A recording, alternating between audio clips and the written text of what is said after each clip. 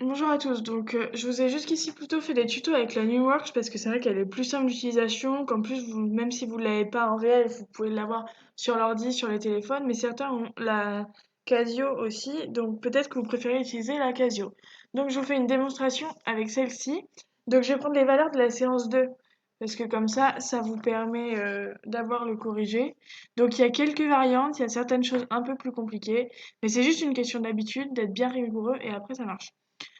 Juste là dans le menu, on n'a pas exactement les mêmes icônes. Enfin, elles sont pas placées de la même manière parce que c'est pas la même version. Je sais pas si vous voyez, là c'est à 35 plus alors que vous avez la 25 plus. Mais c'est pas grave, les programmes dont on a besoin, ils y sont. Donc, je vais d'abord aller dans table, vide. Ok, là j'ai une fonction. Donc si je veux supprimer la fonction, bon là c'est la bonne mais je vais quand même la supprimer, je clique sur del, donc pour delete, et donc c'est F2. Ok, donc on me demande si je veux, oui. Ok, donc je remets ma fonction.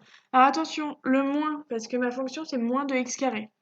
Le premier moins, c'est celui d'un nombre positif ou négatif, donc c'est le petit qui est en bas.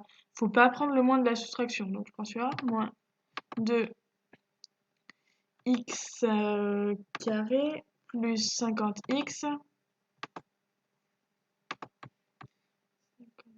x moins 200. Ok, ensuite je valide. Donc là, j'ai ma fonction qui est rentrée. Je veux faire les réglages du tableau. Important, vous devez d'abord faire, avec celle-ci, vous devez absolument faire le tableau avant la courbe. Donc, les réglages, c'est 7. Donc, je clique sur F5. Alors là, pour Start, bon bah, je pars bien de 0. Et pour End, je vais aller jusqu'à 30. Step, c'est l'équivalent du pas. Donc, c'est l'intervalle, je vous rappelle, entre deux valeurs. Donc, au vu des valeurs qu'on a, on va prendre de 1 en 1. Même si au début c'est pas nécessaire, mais après on a des nombres impairs, donc c'est plus simple comme ça. Ok, je valide. Et là je reviens à mon écran d'accueil. Enfin d'accueil. Mon écran, il y a la fonction. Et là je veux afficher le tableau. Donc le tableau c'est table, donc c'est F6. Ok, et là j'ai toutes mes valeurs. Donc jusque là en général ça va. Le tableau, il n'y a pas de problème, vous maîtrisez bien.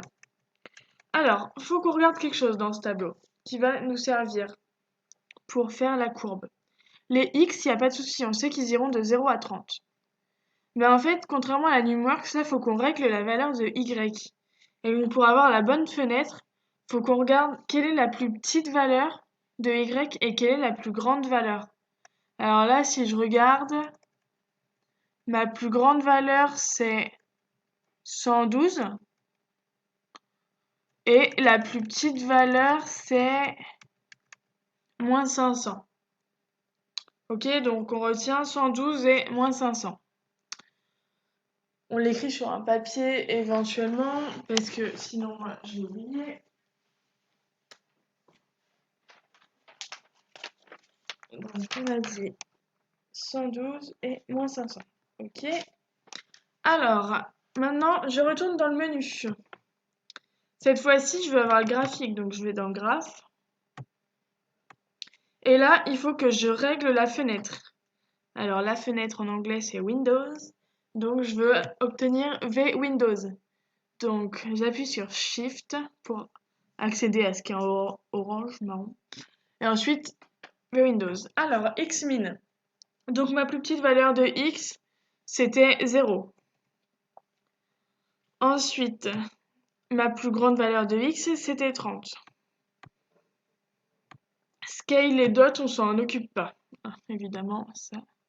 Alors, si ça vous fait ça, c'est parce que j'ai validé 2 fois de suite alors que j'ai pas modifié. Je retourne sur Shift et V Windows. Et en fait, il faut que je descende avec les flèches quand je fais pas de modification. Alors, Ymin, donc c'est la plus petite valeur que j'ai trouvée tout à l'heure. On a dit que c'était moins 500. Et Ymax, donc c'était 112. Ce qu'on va faire, c'est qu'on va prendre un petit peu de marge et on va prendre 120. Et on valide. Ok, là je peux valider. Et là maintenant je veux dessiner ma courbe, donc en anglais c'est draw. Et donc on appuie sur F6. Et là j'ai bien ma courbe comme il faut. Ok. Déjà, on va faire jusque-là. Pour trouver le maximum ou autre, je ferai une autre vidéo. Voilà. Donc, je vous laisse refaire si vous voulez. Comme ça vous permet de vous entraîner.